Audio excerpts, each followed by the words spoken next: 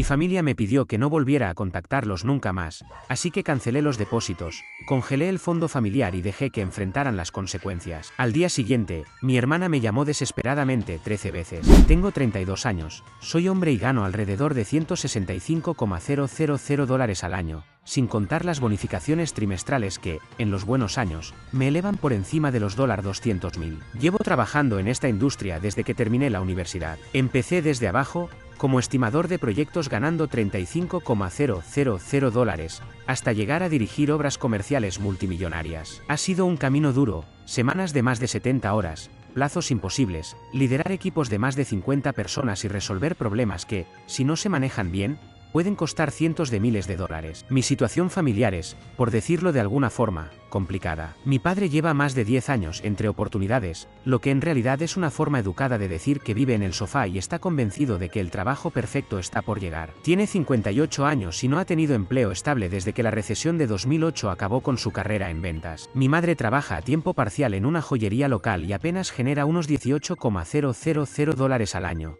cuando se digna a ir regularmente. La tienda es de esas boutiques que venden accesorios absurdamente caros a señoras que creen que gastar $200 en una pulsera las vuelve sofisticadas. Mi hermana Natalia, de 29 años, está convencida de que será famosa en Instagram. Tiene 2,800 seguidores que la ven publicar fotos de tazas de café y bolsos falsificados que finge que son de diseñador. Nunca ha durado más de 8 meses en ningún empleo. Renunció a un puesto de recepcionista porque responder llamadas no era para ella. La despidieron de una tienda por llegar tarde constantemente, y abandonó su trabajo como anfitriona de restaurante porque un cliente fue grosero con ella. Cambia de pareja con frecuencia, casi siempre según la cantidad de dinero que tengan o el auto que conduzcan, y tiene la misma noción de finanzas que un niño suelto en una tienda de dulces con una tarjeta sin límite. Pero claro, es la niña de la casa, la princesa que, según mis padres, no puede hacer nada mal, así que no se le puede criticar ni pedir responsabilidad. Hace unos 6 años, cuando mi carrera empezó a despegar de verdad, cometí lo que ahora reconozco como un error monumental: ayudar económicamente a mi familia. Al principio parecía algo natural. Mi padre necesitaba arreglar la transmisión de su vieja camioneta. Eran $2,800 y lo pagué sin pensarlo. Las tarjetas de crédito de mi madre estaban al tope por sus compras compulsivas,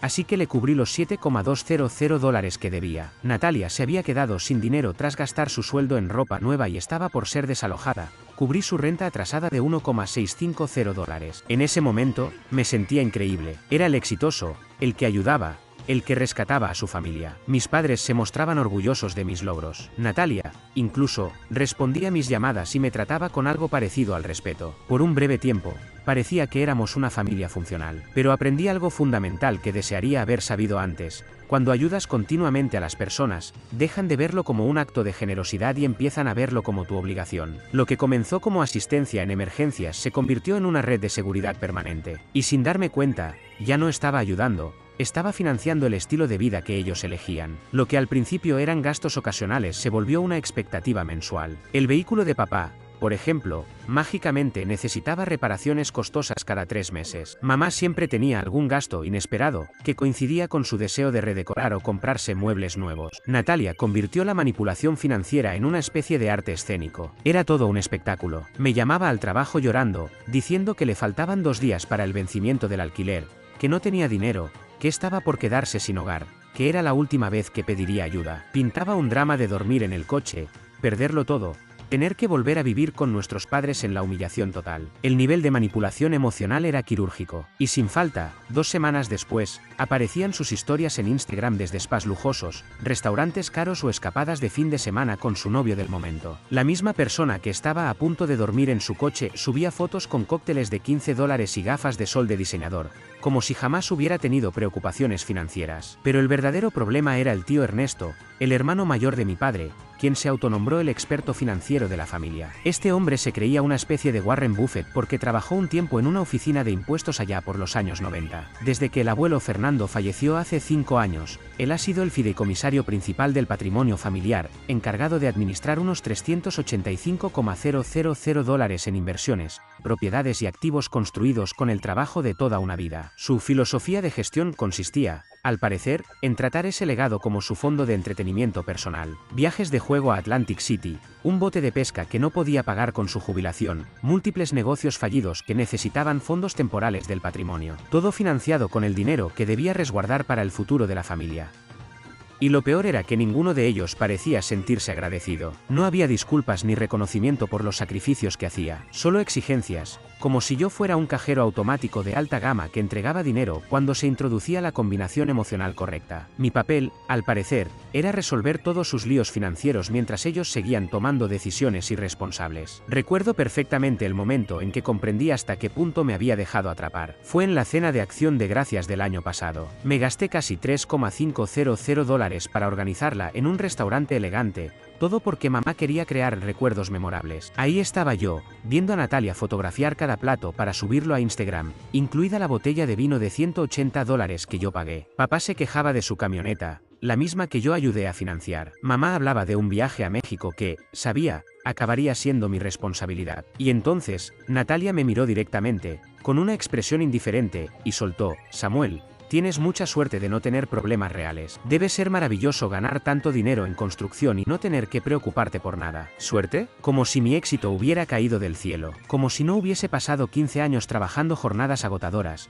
cumpliendo plazos imposibles, lidiando con insomnio y ansiedad por el estrés, actualizándome constantemente en nuevas tecnologías y estrategias de gestión, para que mi propia hermana lo redujera todo a un simple golpe de suerte. Ese fue el instante en que supe que necesitaba un plan de escape. Jamás imaginé que tendría que aplicar tan pronto lo que venía reflexionando desde hacía tiempo. Y fue justo ahí donde entró en escena mi mejor amigo, Leo. Él fue la única persona que desde el principio logró ver con claridad cómo mi familia me manipulaba. Nos conocimos en la universidad, en los cursos de ingeniería. Nuestra amistad nació en largas noches de estudio, entre cafés, fórmulas y esa terquedad compartida por salir adelante, a pesar de que veníamos de hogares donde el apoyo económico era prácticamente nulo. Al final, yo me especialicé en gestión de obras de construcción, mientras que Leo siguió un camino más emprendedor. Fundó una pequeña pero creciente consultora especializada en optimización de procesos y sistemas para empresas medianas. Leo tiene una especie de sexto sentido para detectar mentiras y manipulación. Tal vez lo desarrolló por todo lo que vivió de niño. Durante años observó cómo se desenvolvía la dinámica en mi familia,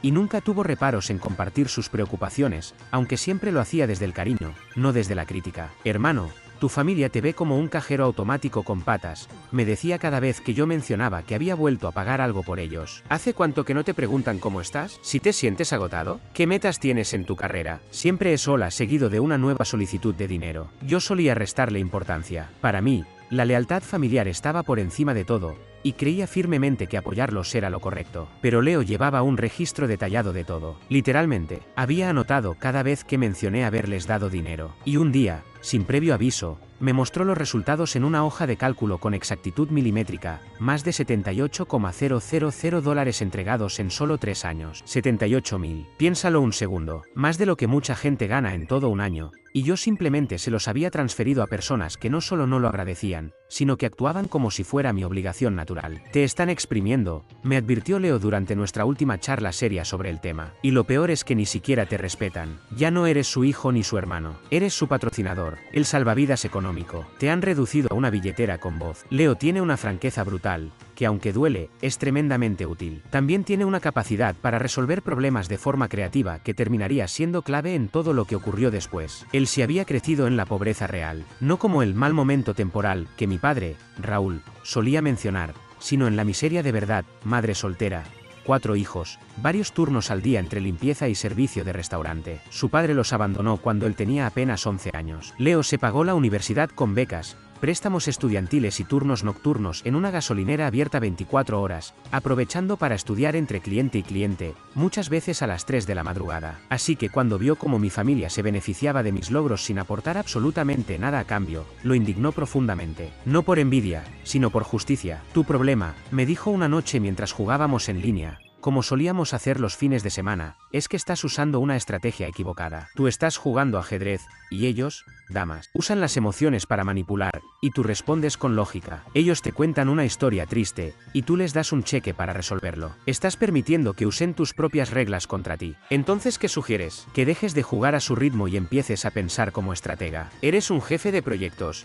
¿no? Solucionas problemas complejos todos los días, coordinas equipos, prevés errores. Pues empieza a tratar tu situación familiar como si fuera un proyecto más que necesita ser resuelto. Me reí al principio, pensando que exageraba, pero esa conversación plantó una semilla. La idea de aplicar a mi familia el mismo enfoque analítico que usaba en el trabajo era tan lógica como aterradora. Y 2 semanas más tarde, todo se derrumbó por un simple mensaje de texto. Un mensaje que cambiaría el rumbo de mi vida. Fue el 22 de marzo, a las 4:12 de la tarde. Lo recuerdo con exactitud porque en ese momento revisaba unos planos arquitectónicos para un proyecto comercial importante. Y de pronto, mi teléfono vibró con una notificación grupal que, sin saberlo, cerraría para siempre mi vínculo con ellos. El mensaje venía del teléfono de mi madre, Claudia. Hemos hablado entre todos y creemos que es momento de que tomes distancia del manejo financiero familiar. Podemos encargarnos nosotros. Por favor, no nos contactes por un tiempo. Necesitamos espacio para resolver las cosas sin interferencias externas. Me quedé mirando esa pantalla sin saber cómo reaccionar. Lo leí una y otra vez, esperando que fuera un error o que tal vez se lo hubiera mandado por equivocación a la persona equivocada. Pero unos minutos después, Natalia respondió con una cadena de emojis celebratorios. Y mi padre, Raúl,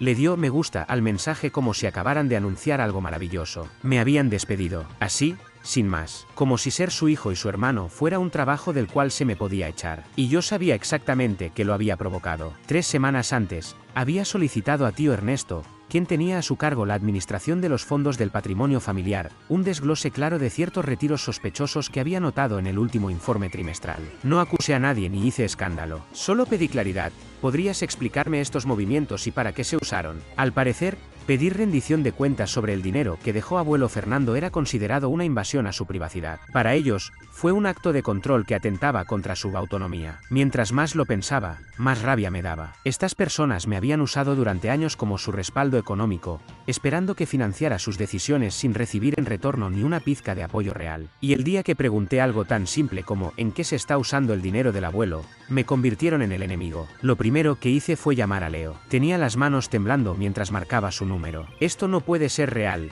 dijo en cuanto le leí palabra por palabra el mensaje. Lo hicieron. Te dejaron fuera como si fueras un empleado que pueden despedir sin más. Yo tampoco podía creerlo. Después de todo lo que hice por ellos, de todo el dinero que aporté, de cada favor. Detente ahí, me interrumpió Leo con firmeza. Esto es, de hecho, lo mejor que podía pasarte. Te acaban de dar la justificación perfecta para cortar por completo. Ya no hay dudas. Mostraron exactamente quiénes son y lo que sienten realmente por ti. ¿Y la lealtad familiar? ¿Dónde queda eso? ¿Lealtad? ¿Te refieres a tu hermana publicando historias en redes desde destinos lujosos mientras tú cubres sus gastos básicos? ¿O a tus padres, que llevan años sin mostrar verdadero interés por ti ni agradecer nada de lo que haces? ¿O al tío que lleva tiempo desviando dinero del patrimonio de tu abuelo y aún tiene la cara de llamarte controlador por hacer preguntas? Esa última frase me golpeó como un puñetazo en el estómago. ¿Qué estás diciendo, Samuel? Tú me dijiste que había comprado un bote con dinero del patrimonio. Y eso no es un simple error financiero. Es robo. Robo directo de la herencia de un hombre ya fallecido. Entonces, ¿qué propones que hagamos? No vas a enfrentarte a esto solo. He visto cómo te exprimen durante años, y estaba esperando el momento oportuno para ayudarte a enfrentar a estas sanguijuelas. Pues bien, ya nos han entregado esa oportunidad en bandeja. La energía de Leo era contagiosa, pero en el fondo aún dudaba si realmente debía escalar esto o simplemente alejarme. Tal vez sería mejor dejarlo pasar, irme en silencio. Escúchame bien, dijo con tono grave. Estas personas se han aprovechado de tu esfuerzo y tu generosidad por años, y en cuanto pediste algo tan básico como rendición de cuentas, te descartaron sin dudarlo. No merecen más tu consideración ni tu protección. Lo que merecen son consecuencias. Y lo peor era que tenía razón. Llevaba 3 años siendo su cajero automático, y apenas pedí algo de transparencia sobre el destino del dinero, pasé a ser el enemigo al que había que excluir. Está bien, dije, sintiendo un cambio profundo en mi interior. ¿Qué hacemos primero? Evaluar el daño. ¿Todavía tienes acceso a sus cuentas y servicios? En ese momento, sonreí por primera vez desde que recibí ese mensaje. En su desesperación por sacarme de sus vidas, cometieron un error crucial, olvidaron desvincularme de sus finanzas. Esa misma noche, Leo apareció en mi apartamento. Llevaba su portátil, varias bebidas energéticas y una determinación propia de una operación militar. Nombró el plan como auditoría familiar, y comenzamos a listar cada cuenta, servicio o sistema financiero al que yo tuviera acceso. La lista fue mucho más extensa de lo que imaginaba. Resulta que era usuario autorizado en la cuenta principal de mis padres, un acceso que me dieron años atrás cuando Raúl tuvo problemas con su crédito. Tenía sus credenciales bancarias porque yo mismo los ayudé a abrir esas cuentas y configurar pagos automáticos. Además, Yo era el titular principal de nuestro plan familiar de telefonía móvil, el seguro del auto y 6 servicios públicos, incluyendo agua, electricidad, gas e internet. Más importante aún, tenía acceso total al almacenamiento en la nube compartido, donde estaban los documentos legales del patrimonio del tío Ernesto, así como registros financieros sensibles. Y lo más sorprendente, yo figuraba como fideicomisario suplente en el testamento de abuelo Fernando. Al parecer, todos lo habían olvidado, excepto yo. Esto es una joya, comentó Leo, observando los estados de cuenta. Es peor de lo que pensaba. En los últimos 6 meses, el tío Ernesto había retirado más de $30.000 del patrimonio para gastos personales. Raúl había sobregirado la cuenta familiar 11 veces, acumulando cientos en comisiones. Claudia, por su parte, había acumulado más de $13.500 en deudas con compras en canales de televisión. Pero lo que me dejó helado fue lo de Natalia. Ella había estado usando una tarjeta de crédito conectada a mi línea principal. Cargos en tiendas de lujo, restaurantes, spas y productos exclusivos. Todo sin mi permiso. Samuel, literalmente te ha estado robando durante meses, dijo Leo, repasando los movimientos. Mira esto, $750 en Louis Vuitton, $1,100 en una boutique del centro, $420 en un solo brunch, $280 en masajes, vive como una reina, pero con tu dinero. Sin embargo, lo más contundente fue la evidencia de la mala gestión financiera del tío Ernesto. Leo cotejó los documentos legales del fideicomiso con el historial de transacciones, construyendo un caso sólido de fraude. Esto no es simple descuido, es malversación,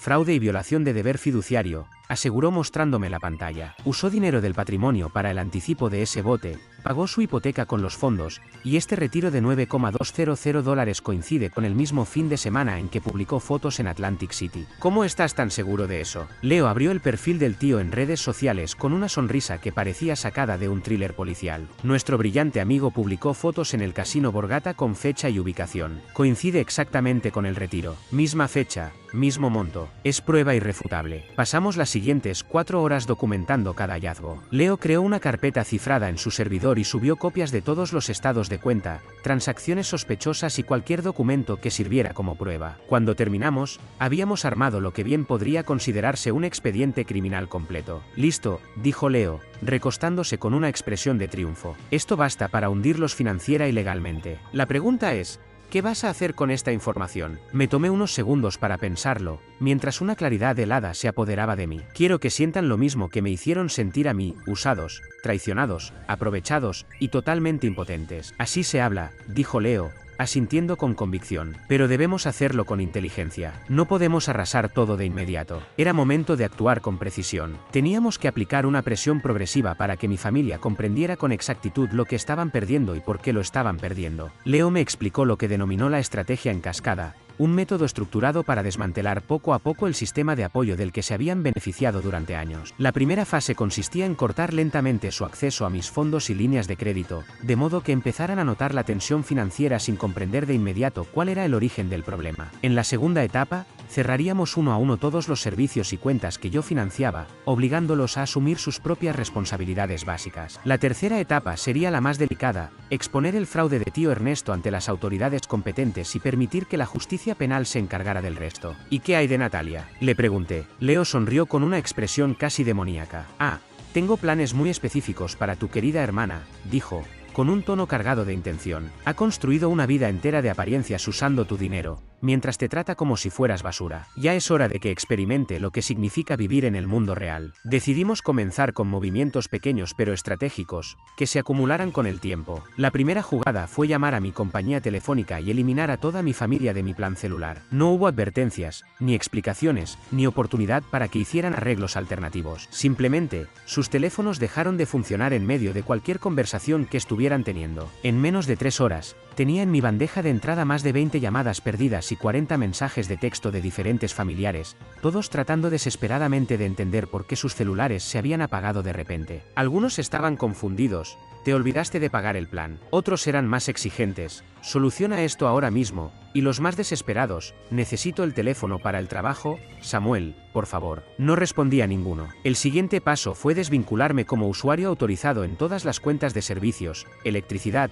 gas, internet, agua, todo lo que se había pagado automáticamente con mi tarjeta de crédito. Llamé a cada empresa, cancelé los pagos y les informé que ya no era responsable de esos servicios. La belleza de este enfoque, me explicó Leo con entusiasmo, es que no pueden culparte directamente. Todo parece una serie de problemas administrativos. No tienen cómo saber que es parte de un plan. Tendrán que resolver cada situación por separado, sin ver la conexión entre ellas. El tercer paso fue con el seguro del automóvil. Durante años, toda mi familia había estado incluida en mi póliza grupal, ya que resultaba mucho más económica así. Llamé a mi agente y los eliminé del plan con efecto inmediato. Fue ahí donde las cosas se pusieron verdaderamente interesantes. Al día siguiente, Raúl, mi padre, fue detenido por la policía cuando iba camino a la ferretería. Era un control de rutina. Lo que debía ser una advertencia leve se convirtió en un desastre cuando el oficial verificó que su vehículo no tenía ningún seguro vigente. Resultado: una multa de $450, el coche incautado en el acto y suspensión de su licencia hasta que pudiera presentar una nueva cobertura. Me llamó gritando, furioso, convencido de que la aseguradora había cometido un error y exigiendo que solucionara todo de inmediato. No contesté, dejé que su llamada fuera directo al buzón. Mientras tanto, Natalia descubría que su pasatiempo favorito, saturar tarjetas de crédito con compras lujosas, había llegado a su fin. Me comuniqué con la compañía de crédito, la eliminé como usuaria autorizada y comencé a disputar todas sus compras de los últimos 6 meses como cargos no autorizados. El bolso Louis Vuitton de $750 fue devuelto. La compra de $1100 en tiendas de diseñador quedó anulada. Cenas caras, tratamientos de spa y un sinfín de lujos desaparecieron de un plumazo, devueltos por los mismos comercios que habían procesado las compras. Pero lo mejor fue lo que Leo hizo con su presencia en redes sociales. Natalia había construido toda una imagen pública basada en una vida de lujos y éxito. Publicaba constantemente ropa de marca, cenas exclusivas, viajes costosos, todo perfectamente editado para parecer que llevaba una vida aspiracional. Pero cada uno de esos elementos había sido financiado con mi dinero. Ahora que había cortado esa fuente, no podía mantener la fachada. Leo, que es un estratega nato, había estado recopilando capturas de pantalla de sus publicaciones durante meses, armando un archivo detallado de su vida falsa. Cuando ella empezó a publicar contenido en tono de víctima, hablando de gente envidiosa que quiere destruirla, él activó varias cuentas anónimas y comenzó a comentar en sus publicaciones con pruebas visuales. ¿No es ese el mismo bolso Louis Vuitton que devolviste la semana pasada, acompañado de una imagen de ella en el mostrador de atención al cliente? Amando ese estilo de vida de diseñadores. Por cierto, ¿cómo va el puntaje de crédito de tu hermano? Ojalá yo también tuviera un hermano que pagara mis masajes. Todo con capturas de los cargos disputados. Era un espectáculo digno de ver. En cuestión de días, la sección de comentarios de sus publicaciones se convirtió en una zona de guerra, y sus seguidores comenzaron a preguntarse si algo de lo que mostraba era real. En 2 semanas, había perdido el 45% de sus seguidores. Y eso era solo el principio. Mientras el caos financiero se apoderaba de su rutina diaria, Leo y yo estábamos preparando el golpe final: presentar ante las autoridades la evidencia del fraude sistemático que tío Ernesto había cometido. ¿Recuerdas que yo era coadministrador de la herencia de abuelo Fernando? Pues bien,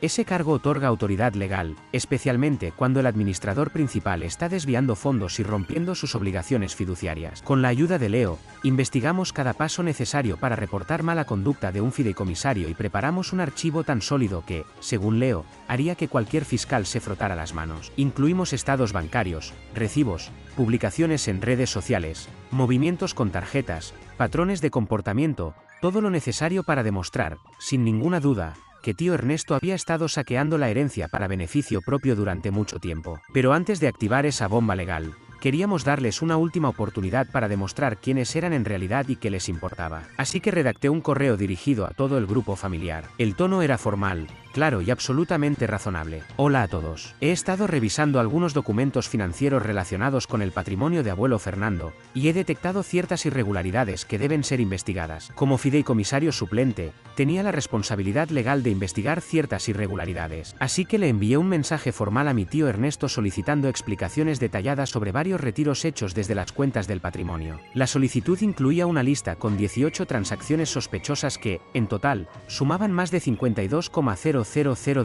La respuesta no se hizo esperar. Fue inmediata, perfectamente coordinada, y justo como Leo y yo habíamos anticipado. Tú no tienes autoridad alguna para cuestionar mis decisiones o cómo administro este patrimonio, fue la respuesta de tío Ernesto. Me he encargado de todo esto sin necesitar que alguien me supervise o interfiera. La reacción de mi padre, Raúl, fue todavía más indignante. Samuel, estás completamente fuera de lugar. Ernesto sabe perfectamente lo que hace y no tiene por qué justificar nada ante ti. Mi madre, Claudia, se sumó con su tono habitual. Esto es exactamente por lo que pedimos espacio. Estás siendo controlador, irrespetuoso y totalmente inapropiado. Y luego Natalia, con su típica falta de empatía. Por favor, ¿puedes dejar en paz a todos por una vez? Tu obsesión por el dinero y el control da miedo. Ninguno de ellos se tomó un segundo para cuestionar el tema del dinero desaparecido. Nadie mostró la más mínima preocupación por un posible fraude o mala gestión del legado de abuelo Fernando. Simplemente se cerraron en banda y me atacaron por hacer preguntas legítimas, basadas en documentación real. Perfecto, dijo Leo al leer sus respuestas. Nos acaban de entregar todo lo necesario para demostrar que esto no es un drama familiar ni un conflicto personal. Es una conducta criminal y todos están ayudando a encubrirla. Esa misma tarde,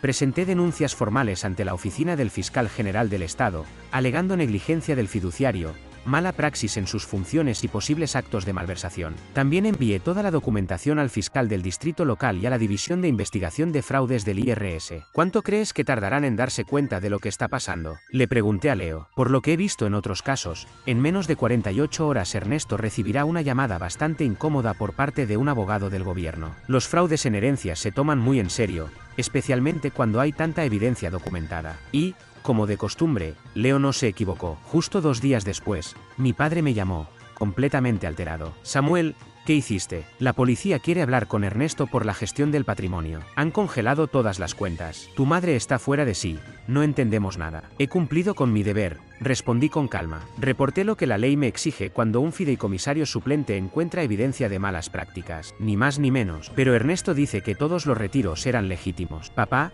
se robó más de $52,000 del patrimonio de abuelo Fernando para comprarse un bote y pagar sus deudas de apuestas. Las cuentas no fueron congeladas por venganza, sino porque tu cuñado cometió varios delitos y violó sus obligaciones legales. Del otro lado de la línea, hubo un silencio absoluto. Tenemos que hablar de esto.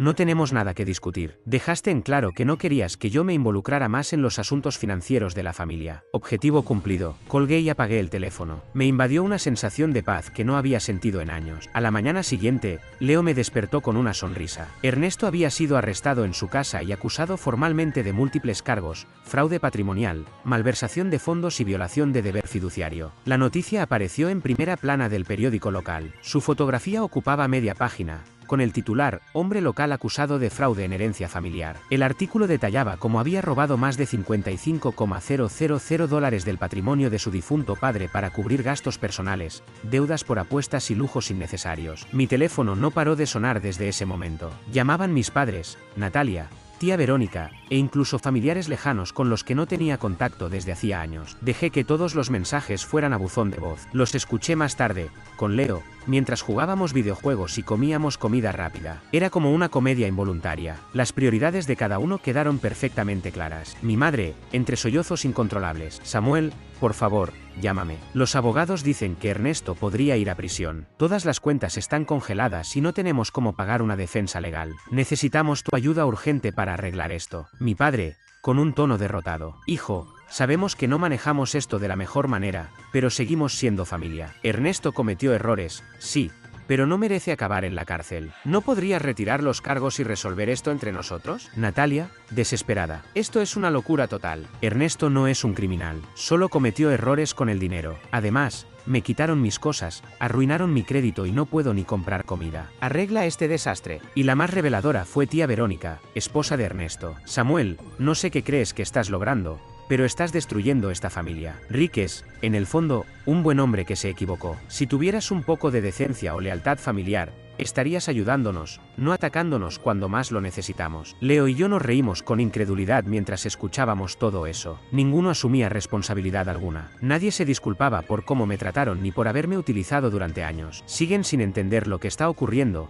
comentó Leo, divertido. No les molesta lo que le hicieron a tu abuelo o a ti. Les molesta que, por fin, eso tenga consecuencias. ¿Crees que deba responderles? Todavía no. Déjalos un tiempo más. Necesitan darse cuenta, de verdad, de que esa vida que llevaban gracias a ti se terminó. Solo así podrán cambiar en serio. Y tenía razón. Con el paso de las semanas, la magnitud de su dependencia económica hacia mí quedó completamente al descubierto. Sin mi respaldo financiero, todo su sistema se vino abajo de forma estrepitosa. El camión de papá fue embargado porque ya no podía pagar las cuotas mensuales. Mi madre tuvo que cancelar el viaje a México que ya tenían planeado y comenzar a trabajar turnos extra en la joyería solo para poder cubrir los gastos básicos. Natalia, por su parte, terminó regresando a vivir con mis padres porque no podía costear el alquiler ni cubrir lo mínimo para subsistir. Sus aspiraciones de convertirse en influencer en redes sociales se vinieron abajo cuando los agentes de embargo le retiraron todas sus supuestas marcas de diseñador. Fue entonces cuando me enteré de que, durante los últimos 2 años, yo había estado firmando como aval del contrato de arrendamiento de la casa donde vivían. Al desvincularme legalmente del contrato,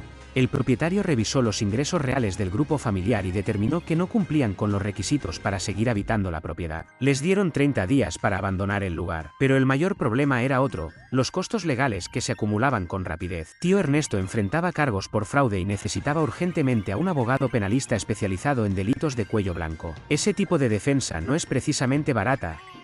Las estimaciones iniciales rondaban los $35.000. Con sus finanzas completamente destrozadas, no tenían ninguna posibilidad de afrontar ese gasto por cuenta propia. Fue entonces cuando mi padre, Raúl, finalmente dejó de lado el poco orgullo que le quedaba y vino a buscarme en persona para hablar. Era sábado por la tarde y me encontraba trabajando desde casa. El timbre sonó. Al revisar las cámaras de seguridad, vi a mi padre en la puerta. Parecía haber envejecido 15 años en el último mes. Llevaba puesta una camisa arrugada, el cabello en completo desorden y una expresión que gritaba derrota. Muy lejos del hombre que años atrás me sermoneaba sobre el deber familiar y saber cuál era mi lugar. Decidí dejarlo esperando allí durante 10 minutos, observando desde el monitor cómo se movía con nerviosismo, ensayando una y otra vez lo que probablemente era su discurso. Finalmente abrí la puerta. Samuel, dijo con voz apenas audible, por favor, necesitamos hablar. ¿Hablar de qué exactamente? ¿Sobre Ernesto? ¿Sobre cómo se vino abajo todo lo de la familia? ¿O sobre lo equivocados que estuvieron todo este tiempo? Lo dejé pasar a la sala, pero no le ofrecí asiento ni nada de tomar. Se quedó de pie, incómodo, mirando mi sala bien decorada, los dispositivos electrónicos de alta gama, mi vida claramente estable, todo lo que había logrado construir desde que dejé de mantener económicamente a otros adultos. La verdad es que arruinamos todo, dijo con un temblor en la voz. Te fallamos durante años, abusamos de tu generosidad y cuando intentaste ponernos límites, te excluimos como si no valieras nada. Lo sabemos, y aunque no lo merecemos, venimos a pedirte perdón. Un perdón sincero. ¿Qué tan desesperados están? Vi cómo sus hombros caían por completo ante la pregunta. Su voz, cargada de angustia, fue clara. Vamos a perder la casa en menos de 2 semanas. Ernesto enfrentará entre 5 y 10 años de prisión si no conseguimos una defensa adecuada. Claudia está exhausta física y emocionalmente de trabajar dobles turnos. Y Natalia, bueno, ahora está considerando mudarse a Las Vegas para trabajar como camarera de bar porque no ve otra salida. Con su historial de crédito destruido, tuve que contener una carcajada. Natalia, que siempre se creyó demasiado refinada para cualquier empleo común, ahora estaba a punto de conocer lo que es ganarse la vida sin depender del dinero familiar. Todo eso suena como problemas que no me corresponden, respondí sin rodeos. Tienes toda la razón. No te corresponde, asintió Raúl. Pero aún así, esperábamos que consideraras ayudarnos, a pesar de todo. ¿Y por qué haría eso? Me sostuvo la mirada por primera vez desde que llegó. Porque eres mejor persona que todos nosotros. Porque, incluso después de todo lo que te hicimos, sigues siendo el único con los recursos y la integridad para ayudarnos a salir de esto. ¿Y qué es exactamente lo que esperan de mí? Ayuda para costear el abogado de Ernesto. Que nos orientes para encontrar una vivienda que sí podamos pagar. Y, si tienes algo de compasión, que nos permitas volver a formar parte de tu vida. Fingí reflexionar por unos segundos, lo justo para que la esperanza se le asomara en los ojos. No, dije con firmeza, ustedes no pueden pasar 3 años tratándome como un cajero automático con patas, eliminarme de sus vidas cuando empiezo a exigirles responsabilidades, y luego volver rogando ayuda cuando todo se desmorona. Así no funcionan las cosas. Pero nos disculpamos, estamos sinceramente arrepentidos. Se disculpan ahora porque están desesperados, no porque realmente comprendan lo que me hicieron. Si Ernesto no estuviera enfrentando cargos, si no hubieran perdido el control de sus finanzas, si todavía pudieran mantener su estilo de vida sin mí, y estarías aquí pidiéndome perdón, ¿o seguiría siendo el problemático que incomoda con sus preguntas? No respondió. Sabíamos la respuesta. Esto es lo que va a pasar. Continué con tono definitivo. Ernesto va a declararse culpable y pasará un buen tiempo en prisión, porque es un ladrón que estafó al patrimonio de su propio padre fallecido. Tú y mamá se mudarán a una vivienda que puedan pagar con sus ingresos reales. Natalia buscará un empleo de verdad y aprenderá cómo funciona la vida sin el respaldo económico familiar. Y ustedes vivirán las consecuencias de haberme tratado como un estorbo durante años. ¿Y tú qué harás? Yo seguiré con mi vida, rodeado de personas que me valoran como ser humano, no como una fuente de dinero. Empezando por Leo, que ha sido más hermano para mí que cualquiera de ustedes. Justo en ese momento, como si lo hubiéramos ensayado, Leo entró a la casa con comida para nuestra sesión de videojuegos. Vaya, qué sorpresa, señor Herrera, saludó Leo con sarcasmo evidente. ¿Cómo va el tema de la quiebra familiar? El rostro de mi padre se tornó rojo de vergüenza y rabia. No dijo nada, solo dio media vuelta y se fue, probablemente para no volver nunca más.